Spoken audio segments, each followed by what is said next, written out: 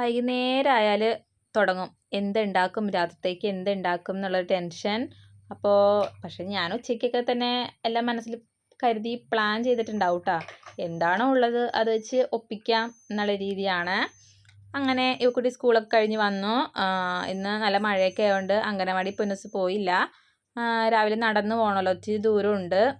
അപ്പോൾ അംഗനവാടിയിലൊന്നും വിട്ടില്ല. അപ്പോൾ ഇവക്കുട്ടി സ്കൂളിൽ നിന്നൊക്കെ വന്നപ്പോഴത്തേക്കും ഇവക്കുട്ടിനെയും പൊന്നൂസിനെയൊക്കെ ഒന്ന് ഫ്രഷ് ആക്കി അവർക്ക് വേണ്ടതൊക്കെ ഫുഡൊക്കെ കൊടുത്തു. അതിനുശേഷം അടുക്കള പണിയിലോട്ട് അങ്ങോട്ട് കിടക്കാമെന്ന് വിചാരിച്ചു. ഞാൻ പല വീഡിയോസിലും പറഞ്ഞിട്ടുണ്ട്, ഒരു സന്ധ്യ ആകണേക്ക് മുമ്പ് എനിക്ക് ഫുഡൊക്കെ റെഡി ആയിട്ടുണ്ടാവണം. ഞാൻ എന്താണെങ്കിലും അത് ഉണ്ടാക്കിയിട്ടുണ്ടാവും. ഒരു ഇരുട്ടാവണേക്ക് മുന്നേ ഞാൻ രാത്രിത്തേക്കുള്ള സംഭവങ്ങളൊക്കെ റെഡിയാക്കി വെക്കും. വേറെ ഒന്നും കൊണ്ടല്ല, നമുക്ക് കുറച്ച് നേരം ഇരിക്കാമല്ലോ. വൈകുന്നേരം ആണെങ്കിലും ഒന്ന് ഇച്ചിരി നേരം എല്ലാവരും റെസ്റ്റ് എടുക്കുന്ന സമയത്ത് നമുക്ക് റെസ്റ്റ് എടുത്തൊക്കെ ഇരിക്കാം. പിള്ളേരുടെ ഒപ്പം കുറച്ച് നേരം സ്പെൻഡൊക്കെ ചെയ്യാം. ഇതാ ഇവക്കുട്ടിയും പൊന്നൂസൊക്കെ ഇവിടെ കുളിയൊക്കെ കഴിഞ്ഞ് ഫുഡ് അടിയൊക്കെ കഴിഞ്ഞിട്ട് അവരവരുടേതായ രീതിയിൽ എന്തെങ്കിലുമൊക്കെ ചെയ്തുകൊണ്ടൊക്കെ ഇരുന്നോളും. അപ്പോൾ ക്ലാസ് തുടങ്ങിയല്ലോ, അതുകൊണ്ട് പഠിക്കാനൊന്നും നന്നായിട്ടൊന്നുമില്ല. അപ്പോൾ ഇങ്ങനെ എന്തെങ്കിലുമൊക്കെ ചെയ്തിട്ട് രണ്ടുപേരും കൂടി അവിടെ ഇരുന്നോളും. അപ്പോൾ നമുക്ക് ഇനി അടുക്കളയിലോട്ട് പോവാം. ഞാൻ എന്താണ് ഇന്ന് ഉണ്ടാക്കുന്നതെന്നൊക്കെ നമുക്ക് കാണാം. അതിനു മുമ്പ് ഉച്ചത്തെ കുറച്ച് പാത്രങ്ങളൊക്കെ ഉണ്ടായിരുന്നു. പിന്നെ ഇവക്കുട്ടി കൊണ്ടുപോയതിൻ്റെയും ഒക്കെ കുറച്ച് പാത്രങ്ങളൊക്കെ ഉണ്ടായിരുന്നു. അപ്പോൾ അത് ആദ്യം അങ്ങോട്ട് കഴുകി വെച്ച്, അതായത് ചായ കുടിച്ച പാത്രങ്ങളൊക്കെ ഞാൻ നേരത്തെ ചായ കുടിച്ചായിരുന്നു. അപ്പോൾ ചായ കുടിച്ച പാത്രങ്ങളും എല്ലാം ഉണ്ടായിരുന്നു. അപ്പോൾ എല്ലാം കൂടി കഴുകിയിട്ട് പണി തുടങ്ങാം എന്ന് വിചാരിച്ചു. ടെൻറ്റഡാൻ അങ്ങനെ നമ്മൾ പാത്രമൊക്കെ കഴുകി കഴിഞ്ഞു. ഇനി നമുക്ക് കുക്കിംഗ് പരിപാടിയിലോട്ട് കിടക്കാം. ആദ്യം തന്നെ പ്രഷർ കുക്കറിൽ നമുക്ക് ചോറ് വെക്കണം.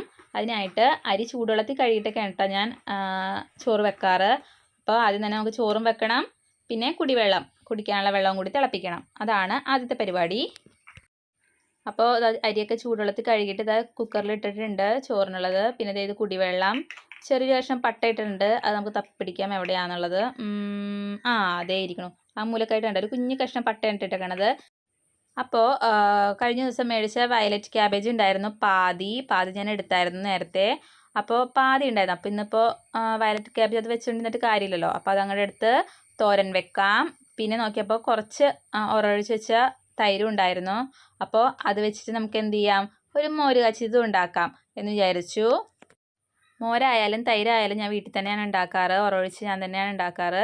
കടയിൽ നിന്ന് തൈരോ മോരോ ഒന്നും മേടിക്കാറില്ല. എന്തായാലും സൊസൈറ്റി പാൽ മേടിക്കുകയാണ്. അപ്പോൾ ഞാൻ എപ്പോഴും വീട്ടിൽ ഇച്ചിരി പാൽ മാറ്റി തൈരിനോ അല്ലെങ്കിൽ മോരുണ്ടാക്കാനൊക്കെ ആയിട്ട് മാറ്റാറ്, ഉറവൊഴിച്ചൊക്കെ വെക്കാറുണ്ട്. അപ്പോൾ എപ്പോഴും തൈര് അല്ലെങ്കിൽ മോര് വീട്ടിൽ സ്റ്റോക്കാണ്. അപ്പോൾ ഇതാ നമ്മുടെ ക്യാബേജൊക്കെ അരിഞ്ഞ് മഞ്ഞൾപ്പൊടിയും ഉപ്പൊക്കെ ഇട്ട് നല്ലോണം ഒന്ന് തിരുമ്മി വെച്ചേക്കാണ്. പിന്നെ മോര് കാച്ചാനുള്ള മോരില്ലേ, അത് ജസ്റ്റ് മിക്സിയുടെ ജാറിലിട്ടൊന്ന് കറക്കി എടുത്തതാണ് കേട്ടോ. ഇല്ലെങ്കിൽ കുറുകുറു പോലെ ഉണ്ടാവും, അങ്ങനെ പിരി പോലെ ഉണ്ടാവും. അതുകൊണ്ട് എപ്പോഴും ഇപ്പോൾ കടയിൽ നിന്ന് മേടിച്ചതാണെങ്കിൽ അല്ലെങ്കിൽ നമ്മൾ ഒന്ന് മിക്സിയിലിട്ട് അടിക്കണം നല്ലതായിരിക്കും, മിക്സിയുടെ ജാറിലിട്ട് അടിക്കണം നല്ലതായിരിക്കും. അപ്പോൾ കുഴപ്പമുണ്ടാവില്ല.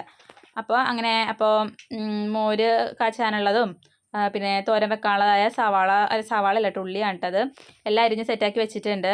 തേങ്ങയ്ക്ക് ഇച്ചിരി എടുക്കുന്നുള്ളൂ, തേങ്ങയൊക്കെ ചിരകി എടുത്തിട്ടുണ്ട്. തേങ്ങ ഇടുന്ന പിള്ളേർക്ക് ഇഷ്ടമല്ല, പിന്നെ ഇടാണ്ടിരിക്കണം എങ്ങനെയാണെന്ന് ഓർത്തിട്ട് മാത്രം ഇച്ചിരി എടുത്തുന്നേ ഉള്ളൂ. തേങ്ങ കഴിക്കണം നല്ലതല്ലേ.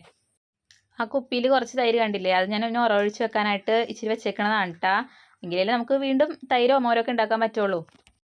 അങ്ങനെ കുക്കിങ്ങിലോട്ട് കടന്നിരിക്കുകയാണ് ഗൈസ്. തോരനുള്ളതും പിന്നെ മോര് കാച്ചാനുള്ളതൊക്കെ അങ്ങനെ വഴറ്റിക്കൊണ്ടിരിക്കുകയാണ്.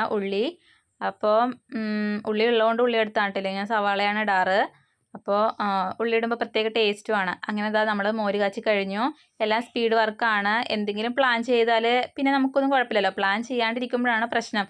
എന്തുണ്ടാക്കും, എന്തുണ്ടാക്കുമ്പോഴൊരു പ്ലാനിങ് വേണം, നേരത്തെ തന്നെ ഒരു പ്ലാനിങ് വേണം. അങ്ങനെയാണെങ്കിൽ എല്ലാം എളുപ്പപ്പണിയായിട്ട് പെട്ടെന്ന് അങ്ങോട്ട് കഴിയും.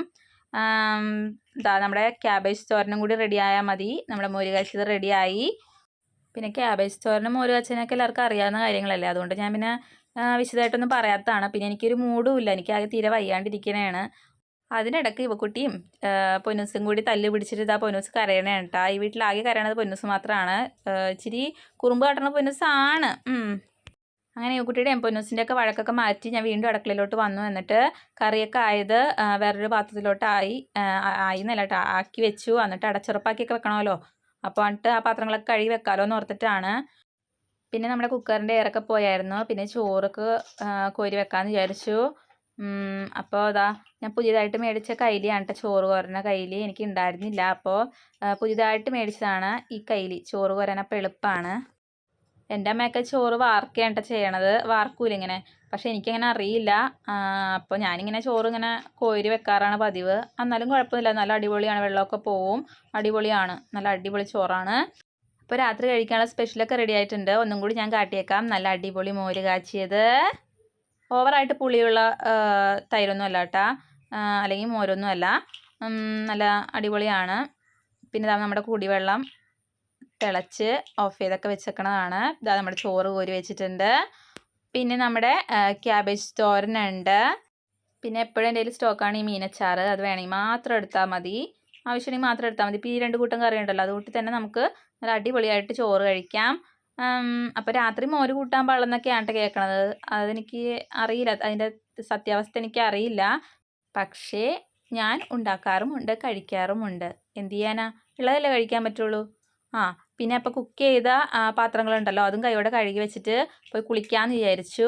ഇത്രയും പാത്രം ഉണ്ടായിരുന്നു, കൈയോടെ അങ്ങോട്ട് കഴുകി വെച്ചാൽ പിന്നെ നമുക്ക് സ്വസ്ഥമായിട്ട് എവിടെയെങ്കിലുമൊക്കെ ഇരിക്കാമല്ലോ.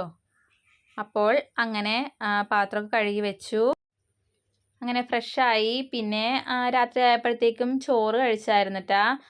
അതിൻ്റെ ഇടയ്ക്ക് കൂടി കറണ്ടൊക്കെ പോയായിരുന്നു. പിന്നെ വീഡിയോ എടുക്കാനൊക്കെ ആയിട്ട് മറന്നുപോയി. അങ്ങനെ ചോറൊക്കെ കഴിച്ച് വെറുതെ ഇരുന്നപ്പോഴത്തേക്കും ഇത് കടലമാവിൻ്റെ ഒരു സംഭവമാണ് കേട്ടോ. ഇത് ഇഷ്ടമാണ് നിങ്ങൾക്ക്? എനിക്ക് ഭയങ്കര ഇഷ്ടമാണ് കേട്ടോ. പക്ഷെ അങ്ങനെ കിട്ടാറില്ല ഇവിടെയൊന്നും അങ്ങനെ അധികം. അപ്പോൾ അങ്ങനെ കിട്ടിയപ്പോഴത്തേക്ക് ഞാൻ എടുത്ത് കഴിക്കുകയാണ് ഗൈസ്.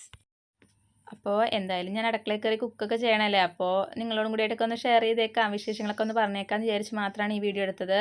അപ്പോൾ കുറച്ച് പേർക്കെങ്കിലും ഇഷ്ടമായെന്നാണ് വിചാരിക്കണത്. അപ്പോൾ ഇതുപോലെ കൊച്ചു കൊച്ചു വിശേഷങ്ങളായിട്ട് ഞാൻ വീണ്ടും വരുന്നതായിരിക്കും. അതുവരേക്കും ടാറ്റ, ബൈ ബൈ, എല്ലാവരും സേഫായിട്ടിരിക്കുക. അപ്പോൾ എല്ലാവർക്കും ഗുഡ് നൈറ്റ്, ബൈ.